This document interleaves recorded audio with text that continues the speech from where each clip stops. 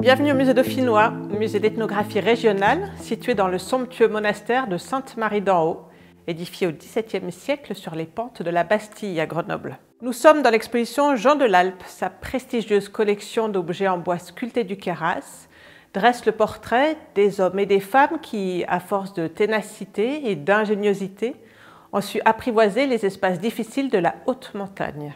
L'objet que je vous présente est un tambour à dentelle. Il date de 1754 et provient de Saint-Véran, village du Queyras, dans les Hautes-Alpes, situé à plus de 2000 mètres d'altitude. Ce métier à dentelle est appelé tambour en raison de sa forme cylindrique qui est propre au Dauphiné. Il s'emploie non pas posé sur les genoux, comme c'est le cas en Auvergne par exemple, mais disposé sur un support à pied. Il sert à confectionner les dentelles qui ornent les coiffes des femmes, car jusque dans les années 1870, elles portent encore le costume traditionnel. On voit sur ce métier qu'un échantillon de dentelle demeure sur la matelassure. C'est la partie du tambour qui est rembourrée de foin. On y plante les épingles qui maintiennent l'ouvrage et servent de guide pour la confection de la dentelle.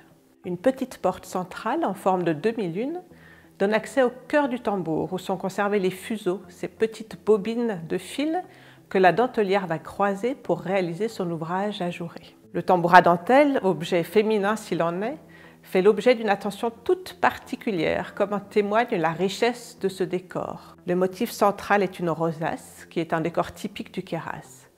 Chaque pointe est ornée d'un clou doré. Des frises de motifs géométriques complètent l'ensemble. Sur la face que nous voyons sont apposées les lettres P, B, sans doute les initiales de la personne à qui était destiné l'objet. Ce tambour a probablement été confectionné par un mari pour sa femme. Il témoigne des liens familiaux et sociaux particulièrement resserrés dans une communauté très soudée pour affronter les contraintes du quotidien, mais où tout un chacun garde la liberté d'exprimer son attachement, sa singularité ou sa créativité.